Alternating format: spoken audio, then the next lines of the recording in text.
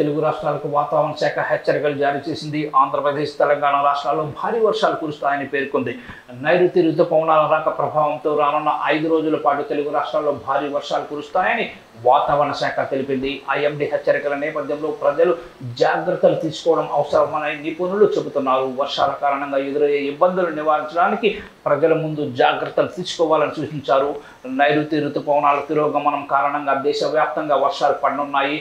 రుతుపవనాలు ఉత్తర భారతంలో ప్రారంభమై దక్షిణ భారతదేశాన్ని ప్రభావితం చేస్తున్నాయి. ఈ నేపథ్యంలో దేశవ్యాప్తంగా పలు రాష్ట్రాల్లో భారీ నుంచి అతి భారీ వర్షాలు పడే అవకాశం ఉందని వాతావరణ శాఖ అంచనా వేసింది. అస్సోం, మేఘాలయ, అరుణాచల్ ప్రదేశ్, నాగాలాండ్, మణిపూర్, మిజోరాం, త్రిపుర తదితర రాష్ట్రాల్లో మే 19 వరకు భారీ నుంచి అతి భారీ వర్షాలు పడవచ్చని వాతావరణ శాఖ పేర్కొంది. ఇక దక్షిణాదిన చూసుకుంటే తమిళనాడు, కర్ణాటక, పుదుచ్చేరి, కోస్తాంధ్ర, తెలంగాణలో రానున్న 5 రోజుల పాటు వర్షాలు కొనసాగే అవకాశం ఉందని ఐఎండీ అంచనా వేసింది. మరోవైపు ఢిల్లీ, పంజాబ్, హర్యానా, చండీగఢ్, ఉత్తరప్రదేశ్లో కూడా కొన్ని ప్రాంతాల్లో ధూళి తుఫానులు వస్తాయని ఐఎండీ తెలిపింది.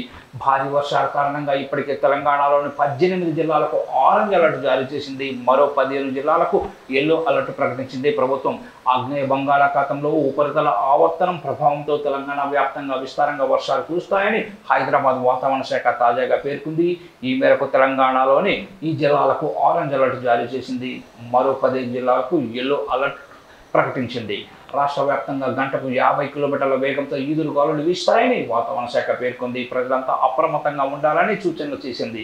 ఆగ్నేయ బంగాళాఖాతంలో ఉపరితల ఆవర్తనం ప్రభావంతోనే ఈ వర్షాలు కురుస్తున్నట్లు స్పష్టతనిచ్చింది.